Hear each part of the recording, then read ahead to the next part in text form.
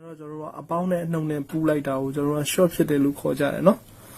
ဒီနေရာမှာကျွန်တော်တို့က series တစ်လုံးပြုတ်နေတယ်ပြုတ်နေတဲ့နေရာမှာကျွန်တော်တို့ကခဲပုံလိုက်မယ်နော်ဒါဘာလမ်းကြောင်းလဲဆိုတော့vivat လမ်းကြောင်းပေါ့ဟုတ်ပြီနော်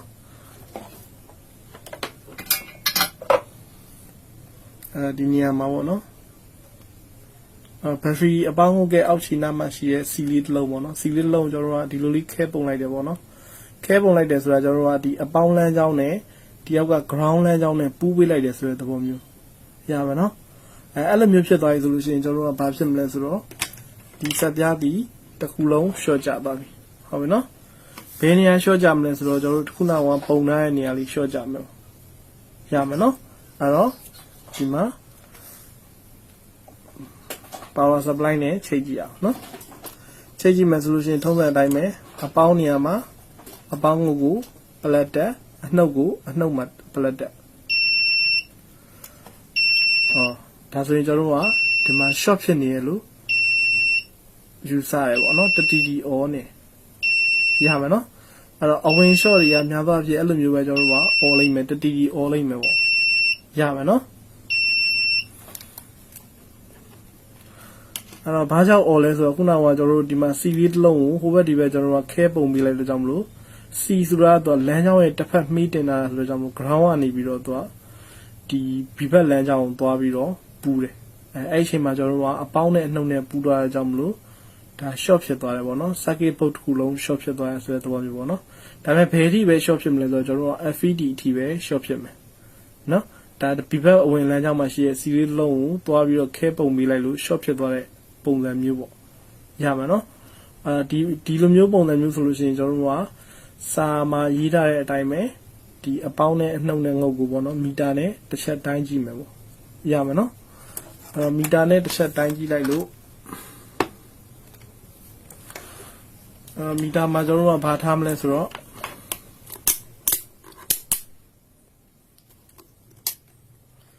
diode ski ထားမယ်ပေါ့နော်မီတာမှာ diode ski ထားမယ်diode နေရာမှာထားမယ်နော်ထားပြီးတော့ကျွန်တော်တို့ဒီမှာမီတာလက်တဲ့အနီကို ground ထောက်နော်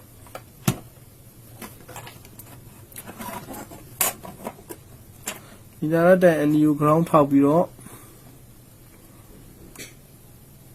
battery ငုတ်တွေကိုတစ်ချက်တိုင်းကြည့်မယ်ပေါ့နော်sorry အတန်ကြီး scale ချက်တယ်နော် diode scale ပြောင်းပြီးသွားရင်မီတာလက်တဲ့တစ်ဖက်ကိုအနီကို ground ထောက်ခုနကကျွန်တော်တို့ဒီအပေါင်းလမ်းကြောင်းငုတ်အပေါင်းငုတ်ကိုတစ်ချက်သွားထောက်ကြည့်မယ်တန်မိုးဒီသူက002တို့003တို့ပြနေရဆိုလို့ရှိရင်ဒါကျွန်တော်တို့ဒီအရှိမစာရေးထားတဲ့အတိုင်းပဲဒီအပေါင်းငုတ် battery အပေါင်းငုတ်ကနေတောက်လျှောက်ဝင်လာတဲ့ FED အထိပေါ့ FED အထိကိုကျွန်တော်တို့ကဒီကြားထဲမှာရှိနေတဲ့ C လေးတွေ diode ကလေးတွေနှလုံးသုံးလုံးလောက် short ကြမယ်ပေါ့ရမယ်နော်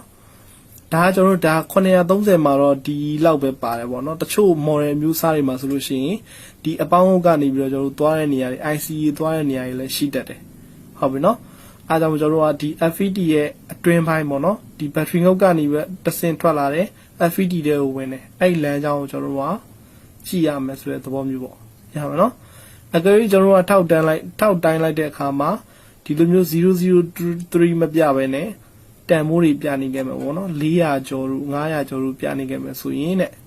ဒါဘယ်ပိုင်းလဲဆိုတော့ဒီကျွန်တော်ဒီမှာရှိတဲ့ FED လေးရဲ့အထွက်ပိုင်းပေါ့နော်ထောက်လျှောက် IC လည်းဖြစ်နိုင်တယ်ဒီနာကကျွန်တော်တို့ဒီ power IC နာဘေးနာ C လေးလည်းဖြစ်နိုင်တယ်ပေါ့ရပါနော်ဒါတော့ကျွန်တော်တို့အရှိမ diagram ပြခဲ့တဲ့ဟာကိုပြန်ကြည့်ပေါ့နော်ပြန်ကြည့်တဲ့အခါမှာကျွန်တော်တို့ဒီ FED ကနေအထွက်မှာကျွန်တော်တို့တော်တော်များပေါ့နော် IC တော်တော်များရှိတယ်အဲ့ဘက်ကိုလည်းကျွန်တော်တို့ကသွားပြီးတော့ short ချနိုင်တယ်ပေါ့ရမှာနော်ကျွန်တော်တို့ကဒီလိုမျိုး short ချတာသိတယ်ဆိုလို့ရှိရင်ကျွန်တော်တို့ကဘာနဲ့ရှင်းလို့ရလဲဆိုတော့5 ampere power supply နဲ့ short ရှင်းလို့ရတယ်tissue စီအခဲပေါ့နော် tissue စီအခဲကိုကျွန်တော်တို့ကအငွေ့ကိုယူပြီးတော့ကျွန်တော်ဒီဆက်ပြားပေါ်မှာချပြရမယ်ပေါ့နော်အဲ့လိုချရတဲ့နေရာမှာကျွန်တော်တို့ဒီခဲကောက်မှာအပူချိန်ကိုဒီခဲကောက်ရှိရပေါ့နော်ခဲကောက်မှာကျွန်တော်တို့အပူချိန်ကိုတဆုံးတင်မယ်ပေါ့နော်ဒီခဲကောက်ကဘူးလုံးလေးပေါ့နော်ဒီဆက်ကဘူးလုံးကိုကျွန်တော်တို့ကအပူချိန်ကို ပုံမှန်350ကိုကျွန်တော်တို့ကဒီဘောလုံး control လေးကိုအဆုံးထိတင်ပေးရမယ်ရမှာနော်ဒီလိုအဆုံးတင်လိုက်ပြီဆိုလို့ရှိရင်ကျွန်တော်တို့ခဲကောက်မှာအပူအဆုံးထိရောက်သွားပြီရမှာနော်အဲ့တော့မှကျွန်တော်တို့ကဘာလုပ်မလဲဆိုတော့ဒီခဲကောက်ကလေးနဲ့ဆက်ပြားပေါ်မှာအငွေ့ချရမှာနော်အပူကိုတဆုံးတင်ရမယ်နော်တဆုံးမတင်ဘူးဆိုလို့ရှိရင်ကျွန်တော်တို့ဒီအငွေ့ကတိတ်ပြီးတော့ထွက်မှာမဟုတ်ရမှာနော်အဲ့တော့ခဲကောက်လေးပူတာကိုတစ်ချက်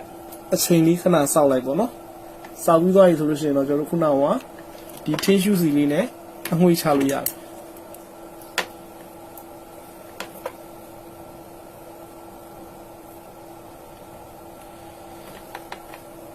ထင်းရှူးစီအကျန်းငယ်လို့လည်းခေါ်ကြတယ်ပေါ့နော်သူ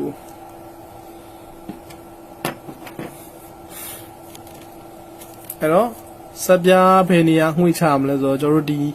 ဘက်ထရီငုတ်နေရာကိုကျွန်တော်တို့ကအငွေ့ချပြီးတော့ကျွန်တော်တို့ကဒီ network အုပ်စုတွေအငွေ့ချပြီး power IC ပေးနာတွေအငွေ့ချပြီးဒါကျွန်တော်တို့စပြားဘယ်နေရာမှမသိရတဲ့ကြောင့်မို့ကျွန်တော်တို့ဒီစင်ဆာပိုင်းတွေလည်းအငွေ့ချပေးရမယ်ဟုတ်ပြီနော်ဒီဘက်ကကျွန်တော်တို့ဒီဘက်ကဘက်လိုက်ပိုင်းတွေလည်းအငွေ့ချပေးရမယ်ရမယ်နော်အဲ့တော့ဒါအငွေ့ချရနီးပေါ့နော်ကိုထင်မဲ့နေရာလေးတွေကျွန်တော်တို့ကအငွေ့ချပြီးတော့လုတ်ပေးတာရမယ်ပေါ့နော်ဒါပေမဲ့တကယ်တမ်းကျွန်တော်တို့က 5A နဲ့ချိတ်တဲ့အခါမှာဒီအငွေ့ချတာကလည်းဘယ်နေရာဖြစ်တယ်ဆိုတာသိစီခြင်းလို့သာကျွန်တော်တို့ကအငွေ့ချတာပေါ့နော်တကယ်တမ်း 5A ထိုးလိုက်တဲ့ခါကျလို့ရှိရင်ကျွန်တော်တို့ကဒီ short ဖြစ်နေတဲ့ C လေးတစ်လုံးဒီ 5A စီးစင်းပြီးတော့ပြတ်သွားတာပေါ့နော်မိခဲလို့ရဲသွားတာလို့နော်အငွေ့ထွက်သွားတာလို့အဲ့လိုမျိုးဖြစ်သွားတယ်ဟုတ်ပြီနော်အဲ့ခါမျိုးကြရင်ကျွန်တော်တို့ကဘယ်ပိုင်းမှာဖြစ်တယ်ဆိုတော့နေရာကိုမသိရဘူးဒါပေမဲ့ short ကတော့လွတ်သွားတယ်ပေါ့ရပါနော်ဒါပေမဲ့တချို့ 5A နဲ့ရှာလို့သူက short ကကျွန်တော်တို့ဒီ C လေးကမပြတ်တာရှိတယ်ပေါ့နော် short မလွတ်သွားတာရှိတယ်အဲ့ခါမျိုးကြရင်ကျွန်တော်တို့ကဒီ tissue စီလေးနဲ့အငွေ့ပေးပြီးတော့ချပြီးတော့ဒီ tissue စီအငွေ့လေးပျော်လာတဲ့နေရာကိုသွားပြီးဖြုတ်ပေးရတယ်ပေါ့နော် C လေးကိုသွားဖြုတ်ပေးရတယ်ရပါနော်များသောအားဖြင့်ကတော့ short ကတော့ 5A နဲ့ထိုးချလိုက်တယ်ဆိုလို့ရှိရင်ဒီခံနေတဲ့ C လေးတစ်လုံးကတော့အငွေ့ထွက်ပြီးတော့ပြုတ်သွားတယ်ပေါ့နော်လမ်းကြောင်းဖယ်သွားတယ်သူ့ဘက်သူအပူနဲ့ပျော်ပြီးတော့ဖယ်သွားတယ်ပေါ့နော်တကယ်လို့ကျွန်တော်တို့ကမပျော်ခဲ့ဘူးဆိုလို့ရှိရင်ကျွန်တော်တို့ကဒီ tissue စီအငွေ့ပျော်တဲ့နေရာလေးကိုမှရှိတဲ့ C လေးကိုဖြုတ်ပေးရမှာနော်အဲ့တော့ tissue စီအငွေ့ချတာလေးတစ်ချက်လောက်ကြည့်အောင်ပေါ့နော်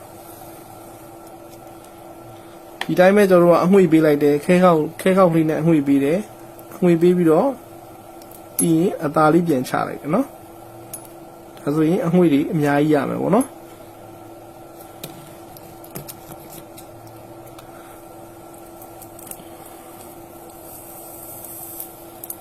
ဒီမှာအငွေ့အများကြီးထွက်လာပြီအဲ့ခါမှကြာရင်ကျွန်တော်တို့ကဒီလိုလေးချပြရမယ်ဖွေးသွားအောင်ပေါ့နော်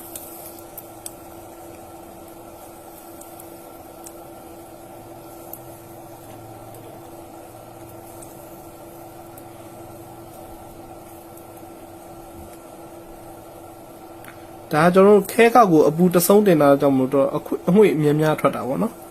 ကြလို့များခဲကောက်ကိုအပူတဆုံးမတင်တာပဲနဲ့300လောက်ပဲထားမယ်ဆိုလို့ရှိရင်ဒါအငွေ့လေးတွေကတိတ်ထွက်မှာမဟုတ်ဘူးနော်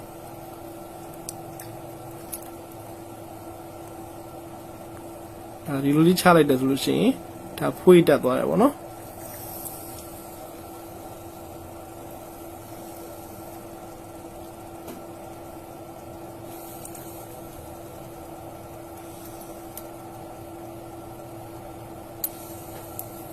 ဒီ power IC နာပတ်လေပေါ့နော် power IC နာပတ်လေက C လေးတွေရှော့ကြနေလားတည်ကျင်တယ်ဆိုလို့ရှိရင်ဒါအငွေပေးပြီးတော့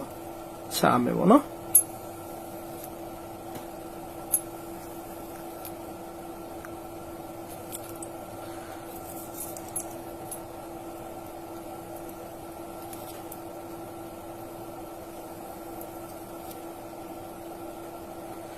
ဒီလိုမျိုးတော့အကယ်လို့များခဲထင်းယူစီစက်လေးကျသွားရဆိုလို့ရှိရင်ပြန်ပြီးတော့အငွေ့လေးပြန်အုပ်ပြလိုက်နော်ဒါဆိုလို့ရှိရင်ပြန်ဖွေးသွားလိုက်မယ်နော်ရမယ်နော်ဒီနည်းနဲ့ကျွန်တော်တို့ကထင်းယူစီငွေ့ချပြီးတော့အငွေ့ရိုက်မယ်ပေါ့နော်အဲ့တော့ဒီဘက်ကခလုတ်ကလေးကိုလှည့်ပြီးတော့ဖိုးဖို့ဝင်းကျင်လောက်ချိန်ပေါ့နော်ဒီခလုတ်လေးကိုလှည့်ပြီးတော့ဖိုးဖို့ဝင်းကျင်လောက်ချိန် ဒီဘက်ကခလုတ်လေးနဲ့ကျွန်တော်တို့ကအနုစိတ်ပြန်ပြီးတော့လှည့်မယ်ပေါ့နော်4 volt ဝင်းကျင်လောက်ထားမယ်နော်ရမယ်နော်ဒါဆိုရင်4 volt ဝင်းကျင်လောက်ထားလိုက်မယ်ဒီမှာကျွန်တော်တို့က ampere ကြတော့ကျွန်တော်တို့က5 ampere အပြည့်ထားမယ်နော်အဲ့တော့ဒီဘက်က5 ampere ပြည့်လားမပြည့်လားသိချင်တယ်ဆိုလို့ရှိရင် battery power supply ငုတ်ပေါ့နော်အပေါင်းနဲ့အနှုတ်ကိုကျွန်တော်တို့ကဒီလိုလေး click ညှက်လိုက်နော်ညှက်လိုက်ရင်ကျွန်တော်တို့ကဒီမှာ5 ampere တက်လာပြီနော်အဲ့ခါကျမှကျွန်တော်တို့က ampere ကိုလိုသလောက် short ပေါ့နော်5 ampere ကွက်တီထားမှဆိုရင်5 ampere ကွက်တီထားမှာနော်ဒီဘက်ကဟာလေးနဲ့ပြန် short နော်ဒါကျွန်တော်တို့ဒီကျိုးနှစ်ခုကိုချိန်တော့မှသာလဲကျွန်တော်တို့က ampere တက်တာပေါ့နော်ပြီးသားရင်ကျိုးနှစ်ခုကိုပြန်လွှတ်လိုက်မှာဒါဆိုရင်5 ampere power supply နဲ့ကျွန်တော်တို့ရှာဖို့အသင့်ဖြစ်နေပြီပေါ့နော်ပြီးသားရင်ထုံးစံအတိုင်းပဲ5 ampere power supply နဲ့ရှာမယ်ဆိုရင်ဒီဘက်က battery ပေါင်းကိုမှ click တက်မယ်ဒီဘက်က battery အနှုတ်ကိုမှ click ဆက်တက်မယ်နော်